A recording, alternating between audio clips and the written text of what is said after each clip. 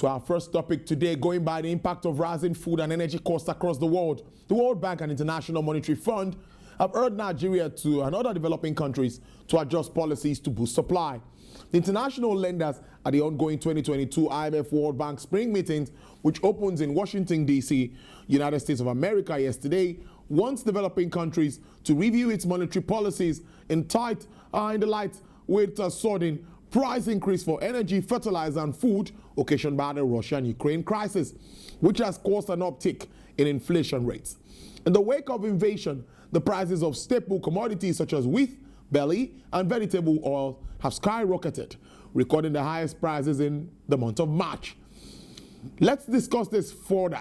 I'm being joined live from our Abuja studios, partner and senior economist at SPM Professionals, Mr. Paul Alaje. Good afternoon, Mr. Alaje, and thank you very much for your time. Good afternoon, and thank you so very much for having me, sir. Mr. Paul, I'm going to start straight with what the IMF is saying. I know before now we've had them talk so very much about issues surrounding emerging economies and, of course, countries like Nigeria. But at this time, considering what we face, high energy costs, fertilizer shortage, other issues are affecting all developing countries, what's your take with that move saying we need to rejig our policies?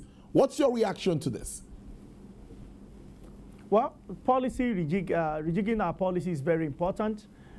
We cannot overemphasize the need for us to review most of the obnoxious policies that we have and some of the policies that are not having a positive impact on our economy. It is so very important for governments of developing countries, especially Nigeria, to review some of the policy. Also, not for us to rush into making policy which may not make positive impact in the life of our people. I give you an instance. We are spending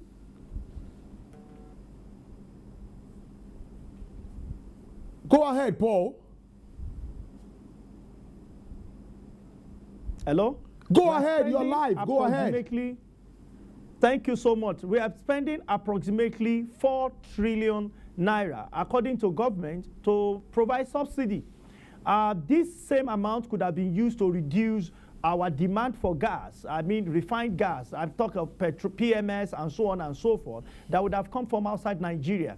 The pain here is that we're going to be spending the money, and the benefit of those money will not be particularly felt in our economies. It will be felt in countries that are exporting some of these finished products to us. So policies of central bank, we have seen some of the activity around central bank, but there is no convergence between what central bank is doing, especially as it has to do with price control or price management, with the reality in Nigeria of today. So if you ask me again, I would say that some of the policies we are making, they need to converge. We need the trade authority to align with central bank as he wants to repatriate about $200 billion back to Nigeria. But we are not seeing a lot of policy or similar policies coming from trade authority. So these are major issues that has to do with policies that Nigeria needs to deal with today. We have seen the president commission a fertilizer, perhaps one of the largest fertilizer infrastructure on the continent.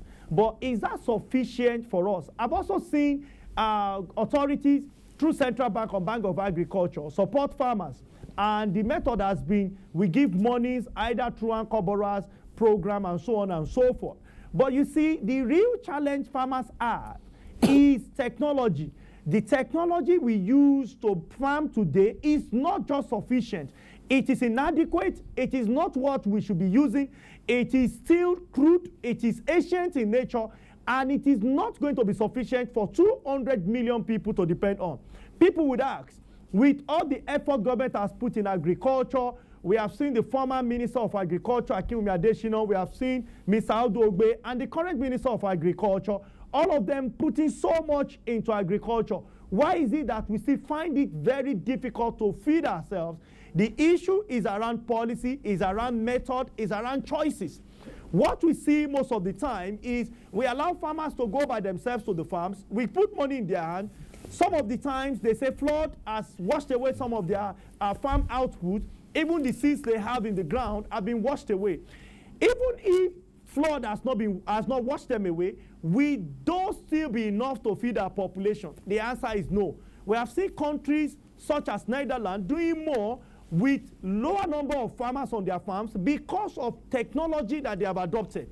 In Nigeria, we are still adopting old technology, ancient technology, through hoes and cutlass predominantly for us to farm.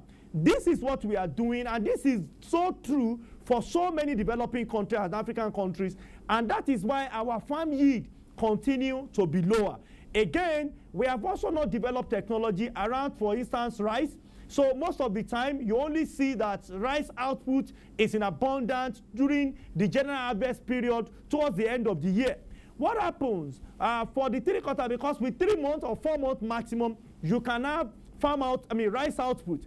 We have 2 different seasons that we are not even doing so much about, and we are struggling to do one period. That is why the price of rice, irrespective of what government is doing, continue to increase. So we need to adopt technology. Central bank should not just give funds to farmers.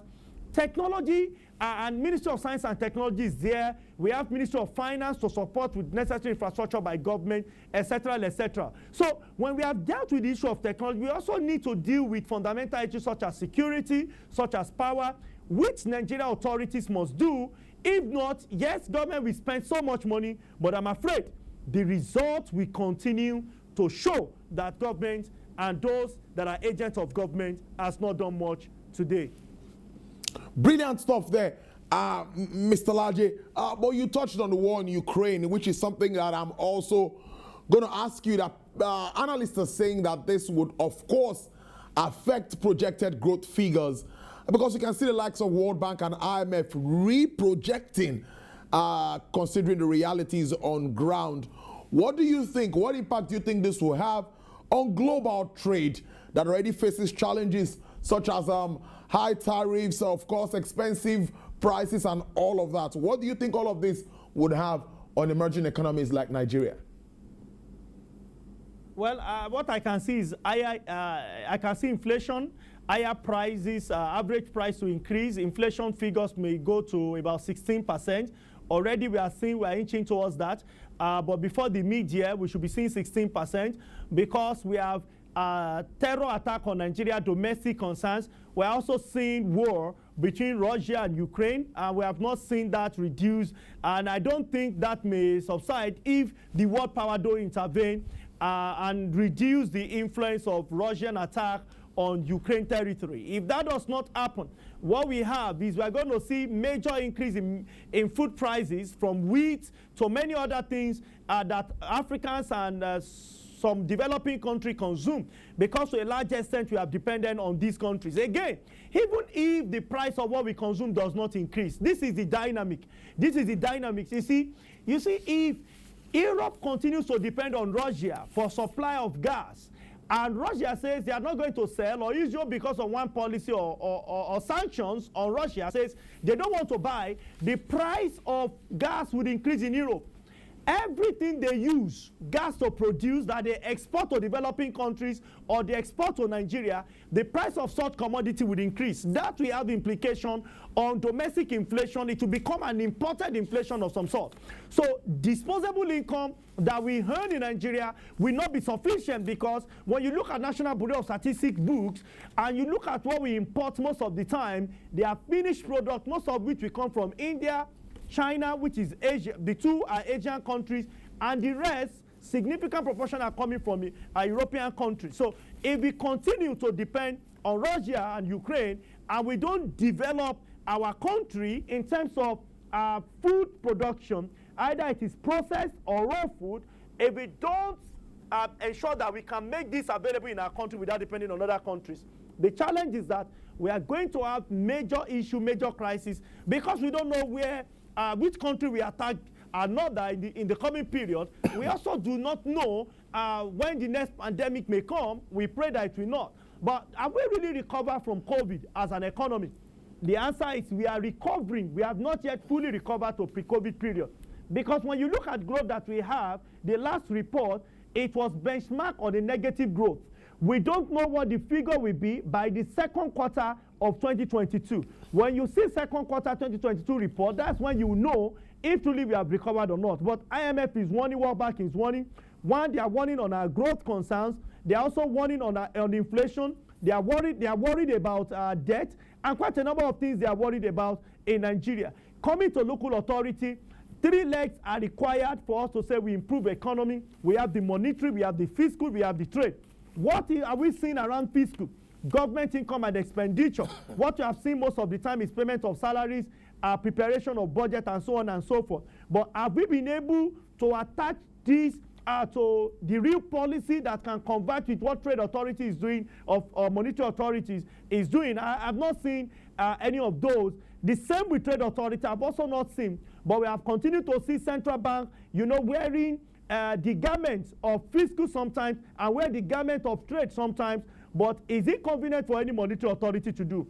And I think this is the reason why World Bank is telling central bankers across the globe, especially in developing countries, that you need to review your policy so that it can reflect the realities of today.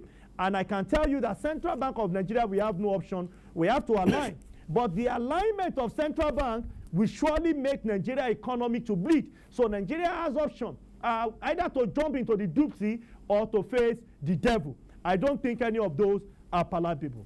Any of those is palatable. Let me follow up on this crisis. Many will say there are opportunities when we have crisis like this. And one of the opportunities open to Nigeria is in the aspect of gas supply, which we have in abundance. But do you think Africa's most populous nation is ready to take advantage of this and, take charge of exporting gas to some of these countries, European countries, at the moment?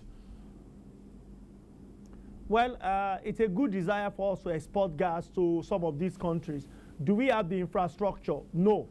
Even the crude that we supply and we export to the rest of the world, 80%, over 80%, according to Nigerian authority, were stolen. 80% of our crude stolen. What does it mean? It is not air. It is not balloon. It is not a stone. We are talking of 80% of a national treasure stolen. And authorities came on national television and granted press conferences to say 80% of our crude have been stolen. Imagine if gas were included. So, as a country, we have laudable desires. We want good things, but we are not ready to ensure that some of these our desires come to a reality. And I'm afraid, too, whether we have the infrastructure on ground, it's a different ballgame because we don't. Again, if we be able to protect what we own, recall that the essence of government is protection of life and property. The crude oil or gas, as we are discussing now, has to do with assets of government directly. And government is finding it challenging and difficult to protect what belongs to it as an entity. And that's a huge concern. That is why Nigeria may not partake. As we speak, you can see what is happening to global oil prices. Global oil prices continue to surge. But what Nigeria is benefiting continue to reduce. That is why we're having the negative impact of all of those in our foreign reserve. Rather than foreign reserve continue to grow and become more robust, what we are seeing is reduction in our local in our foreign reserve as against what the current reality and global reality is speaking about. So it's a huge concern. Authorities need to protect our home property, also needs to protect lives of Nigerians and also private property within our country today. Now, almost finally now, Mr. Laje, let's talk on the side of non-oil exports, which is very important. It's another source of revenue generation for the country, particularly at this time. But many will say that, let's look at some that we even have in large quantity: urea, cocoa, sesame seeds, aluminium alloys, a lot of this in Nigeria, coal, and all of this. But adding value is what analysts are clamoring for. So if we are diversifying, are we looking at adding value on one side so that we get more from what we actually produce as a country? Okay, so when we talk about adding value, it's very important. But you see, it will be very difficult for Nigerian government and Nigerian people to do, because the first thing comes first. The first thing that government must do is to ensure that there is abundant quality and quantity power supply. not just the quantity. As we speak, yesterday it was said in the media that the distribution company, generation company, and transmission company of Nigeria complained about reduction of power supply. As an entity, as a country with over 200 million people, we need not less than 100,000 megawatts. What we have supplied to homes and businesses today is far less than 5,000 megawatts, less than 5%. So we also know the result. That is why the performance of our economy is directly related to the power supply that we generate. We cannot add value if there is no power. Diesel, over 700 naira. The cost will be too much. We will become less competitive with the rest of the world. Again, education is not there. You see, to build this economy is not rocket science. We need that man, we need that woman, we need these guys that are in a team who will understand that the first thing to do is let there be light. And I say jokingly, my favorite book, either you are a Christian or you are a Muslim, those are two major religions. The first thing the two books agreed on, one of many things the books agree on, is that the first thing God created was light. Now, he has created light several thousands of years ago. To now transform this light to a factory, which is our responsibility, that is why we have brain, it is still difficult for our country to do. We have seen privatization, and people ask why the power privatization has not worked. And I've continued to say that the privatization was not in the hands of competent people. Yes, they were business people, but are they knowledgeable in terms of power production, power generation, distribution, and also transmission? The answer is a no. If it is possible, they've seen it. When we're doing telecom, we gave telecom to companies with experience or those that have the financial capacity to finance it. For power, that is not the case. So you cannot have a factory where you will transform your raw material to semi-finished or finished product if it is in the hand of those that are not competent. That's private sector responsibility. For government responsibility or PPP, public-private partnership, those that want to give us power, we must also set power as a priority. I beg your pardon. That must be the first call of any government. 2023 is here. We want that person that we promise Nigeria and do that within 2 years to 4 years, I can assure you of not less than 100,000 megawatt power supply. Whether you are going to distribute to states and work with the governors, or you are going to even distribute to the level of local government. But what is significant, why many Nigerians, over 42% of them are poor, one of the major reasons is because there is no sufficient power supply. And not just the quantity, also because of quality. Most industrial hubs that we have today, they have been turned to religious centers, and that's a huge concern. As much as religion is very important, we have to do religion, but some of the people going to our mosques and going to our churches, they must also have work they do. And this is not the function of pastors, it's the function of those in politics to ensure that power is constant, it's available in right quality and in right quantity. And I can tell you, anybody that says they want to do otherwise, without putting power first, you will spend another 4 years, and if they are lucky, another 8 years, we will come back and discuss the same issue. Anybody that cannot generate power, guarantee power supply in Nigerian businesses first, then homes, I can tell you, cannot solve some of the major challenges that we have. We have seen attacks on even government infrastructure. Why? Most places are blackout. No illumination because there is no power supply. We cannot overemphasize the importance of power. And I can tell you again that for factory to work, power is important. That can reduce unemployment. The National Bureau of Statistics put at 3% and close to 50 or more percent of youth unemployment that we have in the country today. So as we move towards 2023 and everybody is talking about, oh, we want to run for election and so on and so forth, what is central is what will the people eat? How do we reduce unemployment? How do we reduce poverty? How do we make our country to become more developed? How do we make the growth that we are aspiring to have to be sustainable in nature and to be inclusive? We cannot do any of those that I've mentioned without constant power supply, quality power supply with high quantity, not less than 100,000 megawatts.